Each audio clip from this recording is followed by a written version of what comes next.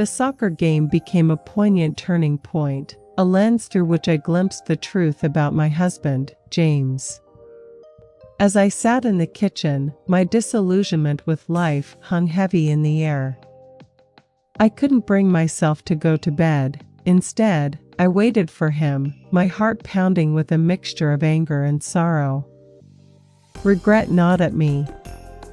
How could I have believed him so readily and agreed to marry him, knowing he still harbored feelings for his first love in Chicago, a fact he had conveniently omitted?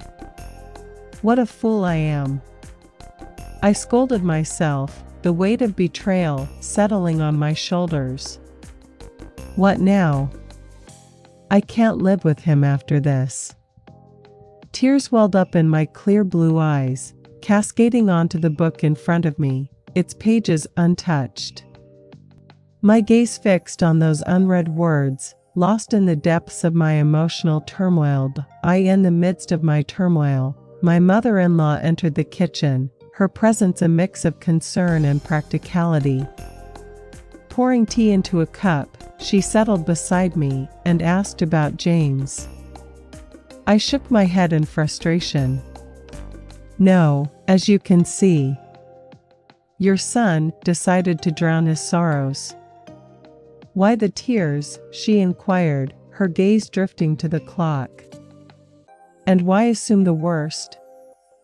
Perhaps he's just out with friends. What's there to be happy about? I cried, my emotions bubbling to the surface. Come on, maybe he's with friends. Don't immediately assume the worst, she suggested, scooping a spoonful of strawberry jam into her tea. I don't want tea or jam. I'm not in the mood, I replied, distancing myself from the well-intentioned gestures. My mother-in-law sighed and retreated to her room, leaving me alone with my thoughts. The TV played a cheerful concert, but the joy in the music failed to resonate with my heavy heart. I had believed in James, trusted in his love, and never anticipated that he would give up on us. He had been a good man, a loving husband, with no apparent flaws, or had I simply not lived with him long enough to truly know him?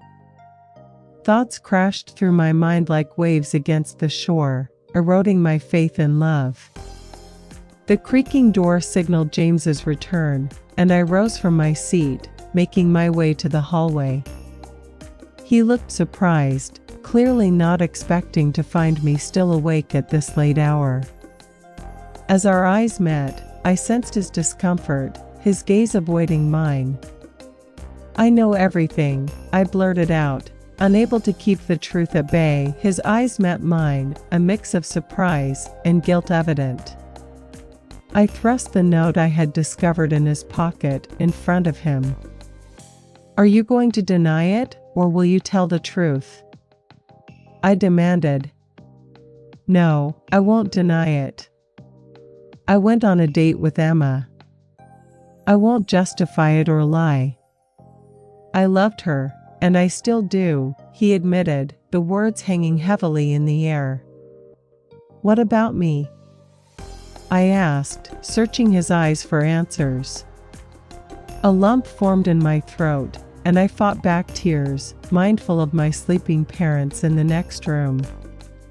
You're smart, you knew what you were getting into when you agreed to marry me.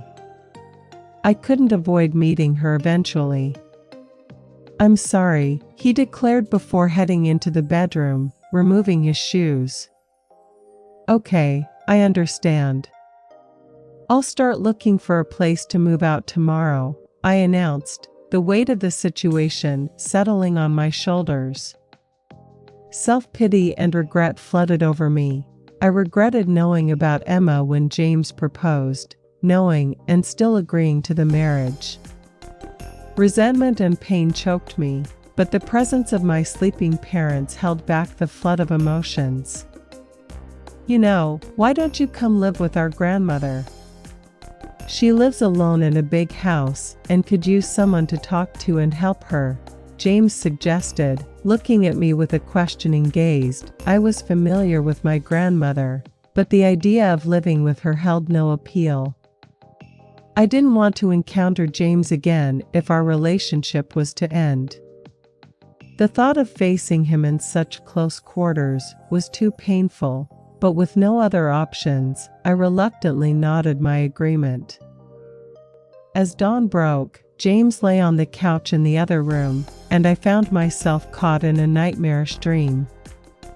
I was on a bus racing along winding mountainous roads, perilously close to cliffs. I screamed, covering my eyes with my hands, as the bus hurtled forward at an alarming speed. The morning brought a harsh awakening to the reality of what had transpired between James and me. Moving quietly to avoid disturbing the unsettling quiet, I hastily got ready for work. Skipping breakfast, I felt an aversion to encountering anyone at the moment, so I rushed off to work. The early morning streets were sparsely populated, with fellow commuters, like me, focused on their own affairs. The echoes of yesterday's conversation played in my mind like a broken record. Yes, I loved her and I love her. Yes, I loved her and I love her. Arriving at work before others, I changed quickly and headed straight to my room. Facing the mirrors that adorned one entire wall, I forced a smile, whispering to myself, "Don't be sad, everything will be fine." Closing my eyes, I mentally reached out to my mother, seeking solace in her support from somewhere beyond. In moments of difficulty, it was always my mother I turned to, especially now, feeling abandoned and betrayed by my husband. Engaging in my work with determination, a heavy weight settled on my soul, as if a stone had laid claim to me, suppressing my ability to breathe freely. Tears threatened to surface, but I held them back, determined not to show vulnerability in front of my clients. After the first group session, a compassionate woman approached me. "Evelyn, I'm sorry, but I can see you're not doing well. Is there anything I can do to help?" I didn't shy away from sharing my pain, revealing that my husband had decided to end our relationship and I had no place to go, no one waiting for me at home. The woman thought for a moment before offering assistance. "Don't worry, I'll help you. My mom lives alone and has a spare room to rent. She has had tenants before, and the last one just moved out. She's been looking for someone, preferably a girl or a woman. You won't regret it, she's wonderful. Her name is Scarlett." Overwhelmed with gratitude, I laughed with joy. "That sounds wonderful. I'll move in with her tomorrow?" "Yes, of course. I'll give you the address and let my mom know," she reassured. "You're in good hands with Scarlett." The next day, I packed my belongings, and without a farewell from James, I drove to my new place. He stood at the door, his eyes filled with sadness. Arriving at my new residence, I was greeted by a warm and friendly hostess who showed me to my modest room, a bed, a table, and a closet, but it was enough for me. The most crucial thing was having a place to sleep and unwind after a day's work. In the evening, I met Scarlett at the dining table, and she mentioned the option of her cooking for an additional fee. I agreed, it suited me well, and having my own corner was what mattered most. Fortunately, my new home was conveniently close to work, allowing me to walk there every morning. One day, near the playground, I unexpectedly encountered Henry, a friend of my ex-husband who had occasionally visited our home.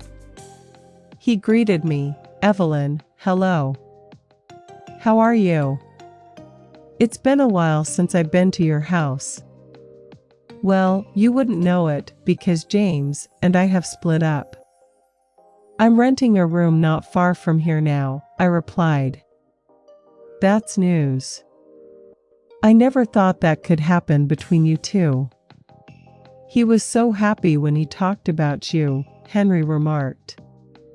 Yeah, that's what happened. I forced a smile, concealing the pain that clawed at me relentlessly.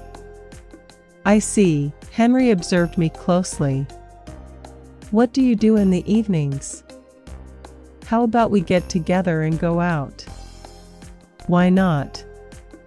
I agree because I've forgotten the last time I went out. How about the movie theater? I suggested. Great.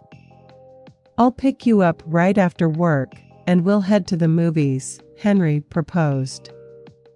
Okay, I'll be ready, I said, turning away and hurrying to work. Maybe life was offering me a second chance at happiness. Everyone deserves another chance, don't you think?